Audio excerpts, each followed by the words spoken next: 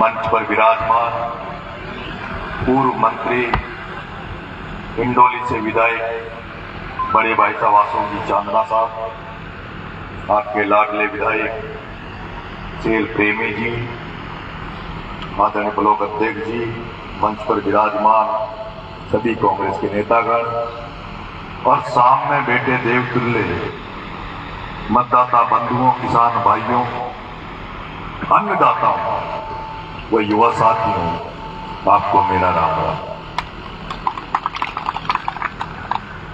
मैं देख रहा हूं कि जो मंच के सामने जो ज्यादातर लोग, जो 90% से ऊपर लोग, वो लोग हैं जो खेती बाड़ी किसानियत से जुड़े हुए हैं, किसानी से जुड़े हुए हैं। लोकसभा का चुनाव चल रहा है। कांग्रेस पार्टी ने किसान के बेटे को, प्रहलाद गुंजल को टिकट दिया है और दूसरी तरफ भारतीय जनता पार्टी से 10 साल से आपके यहां सांसद रहे बिरला जी को तीसरी बार आपके बीच में टिकट देकर भेजा है। तय हमें करना है कि हमें किसको वोट देना है, किसान के बेटे को देना है या सेठ जी को देना है। ये किसान के बेटे और सेठ जी की चुनावी जंग है। आपने देखा होगा इन पिछले 5 सालों में इस देश में किसानों ने कई आंदोलन किए। आपको वो दिन भी पता होगा जब पूरे देश के किसान संगठनों के नेतृत्व में दिल्ली में पड़े रहे डेरा डाल के और 372 किसानों ने अपनी शहादत दी, अपनी बलिदान दिया। वो दिन आपको याद करना पड़ेगा जब पूरे देश में जब किसान आंदोलन चल रहा था, तो एक ऐसा दौर था जब पूरे देश में किसान शब्द गूंज रहा था, किसानों की आवाज गूंज रही थी। लेकिन हम लोग बहुत जल्दी चीजों को भूल जाते हैं। ये भारत की कमी है, हमारे देश में इस तरह का है कि हम 10-12 दिन के बाद कोई भी कुछ होता है, उसके बाद में हम भूल जाते हैं, चीजों को भूल जाते हैं। और जब चुनाव आता है तो चुनाव के समय वो सारी चीजें निकल के आती हैं। मैं आपसे निवेदन करना चाहता हूं, कहना चाहता हूं कि ये चुनाव सामाजिक भाईचारे का चुनाव है। ये चुनाव धार्मिक सौहार्द का चुनाव है। आपने देखा होगा, मैं 8-10 दिन से यहाँ प्रचार में घूम रहा था, तो जब मैं प्रचार में आया उसके पहले तो यहाँ के सौहार्द को बिगाड़ने के लिए, धार्मिक सौहार्द को बिगाड़ने के लिए हिंदू मुसलमान के दंगा कराने का प्रयास केतुन में किया गया।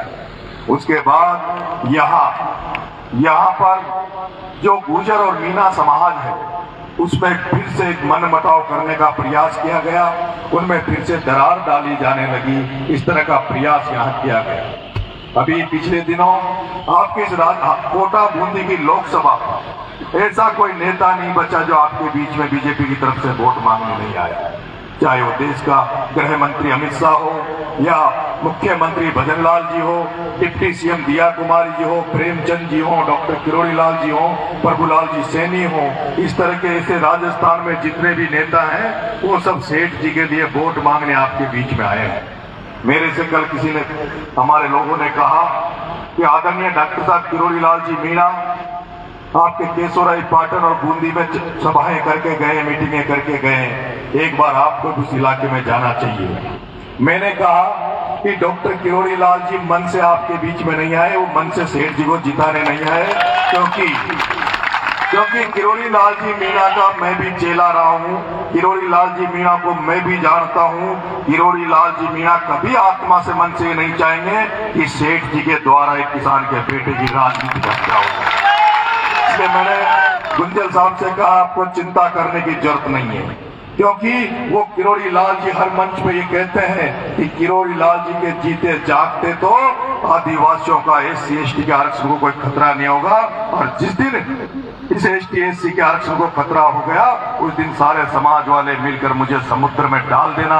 और वो किरोड़ी लाल जी अच्छी तरह जानते हैं कि किस तरह से ओम बिरला ने अपनी बेटी को, संविधान को धक्का बताते हुए, आरक्षण को धक्का बताते हुए, इस तरह से ओम बिरला ने अपनी बेटी अंजलि बिरला को बिना टेस्ट दिए, बिना परीक्षा दिए, बिना इंटरव्यू दिए IAS बना दिया।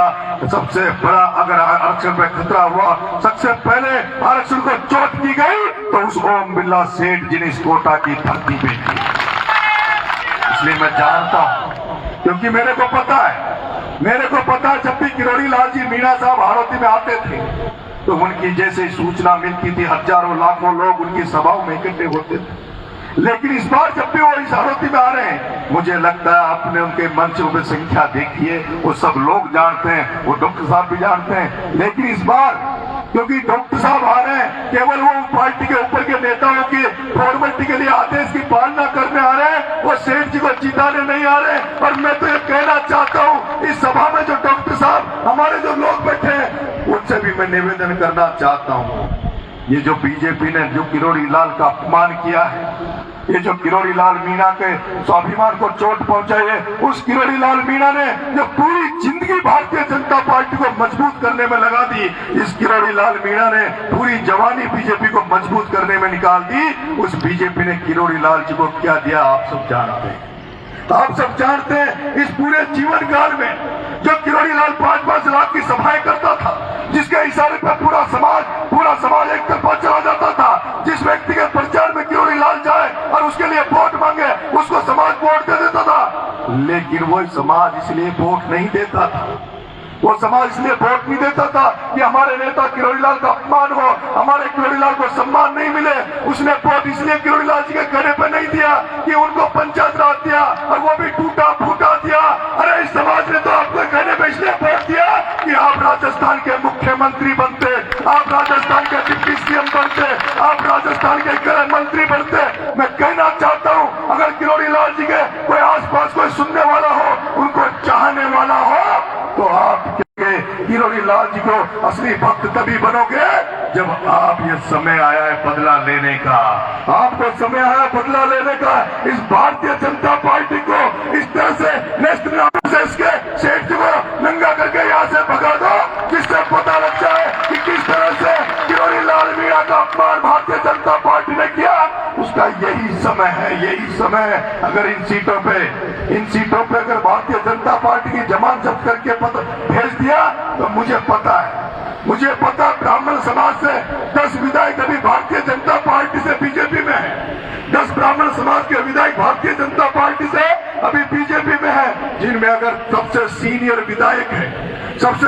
विधायक है तो वो संदीप शर्मा कोटा का है।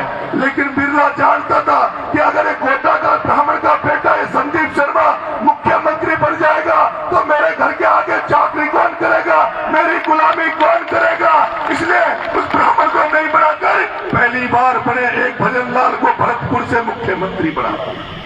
ये जो राजनीति है इसको समझने की जरूरत है। यहाँ गुर्जर मीणा बड़े संख्या में यहाँ है। मैं आपसे निवेदन करने चाहता हूँ, लोगों ने हमारा मन मेला कर दिया था, राजनीतिक वोटों की खेती करने वाले लोगों ने बीच में हमारे अंदर कड़वाहट पैदा कर दी थी। आपका बेटा है नरेश मीणा कई सालों से अपना पसीना बहा रहा है, गाँव जाकर इन समाजों को एक चादर पर लाने का कोशिश कर रहा है, इन गुर्जर मीणाओं को एक करने का कोशिश कर रहा है। अरे नरेश मीणा तो ये सपना देखता है, नरेश मीणा तो चाहता है कि हाड़ौती, कोटा, बारा, बूंदी, झालावाड़, जहाँ पर अगर कोई सबसे ज्यादा संख्या में रहता है तो यहाँ अन्नदाता रहता है, खेती बाड़ी करने वाला किसान रहता है। यहाँ सबसे बड़ी संख्या में ठाकर समाज रहता है जो खेती से जुड़ा हुआ है, जो मीणा समाज है जो खेती से जुड़ा हुआ है, जो माली समाज है जो खेती से जुड़ा हुआ है, जो गुर्जर समाज है जो खेती से जुड़ा हुआ है, जो यादव समाज है जो खेती से जुड़ा हुआ है। अरे मैं तो चाहता हूँ जिस तरह से किसानों ने अपने हक अधिकारों के लिए दिल्ली में लड़ाई लड़ी, दूध का धंधा करता है जिसने दवाइयों की दुकानें खोल रखी है, आप सब एक हो जाओ। कब तक लुटते रहोगे, कब तक इन सेठों के सामने खड़े होकर भीख मांगते रहोगे। अभी आपके बीच में आ रहा था, लोगों ने कहा कि साहब यहाँ पर कुछ गांव बताया कि यहाँ पे 1500-2000 बीघा जमीन पर सवाई चक जमीन, कुछ किसानों की जमीन पर बिरला जी ने गेट बना दिया, गौशाला खोल दी। मैं बिरला जी कहना चाहता हूँ बिल्कुल ये धर्म का काम है, गौशाला खुलनी चाहिए, मंदिर बनने चाहिए, पर ये तो जरूरी नहीं है ना कि सारी काम किसानों के खेतों पे खड़े हो। अगर आपकी बिल्डिंगें बने, आपकी फैक्ट्रियां बने तो किसानों के खेतों पे बने। मैं कहना चाहता हूँ बिरला जी, जब आपको गौशाला खोलनी है, आपको धर्म का काम करना है, गौ माता की सेवा करनी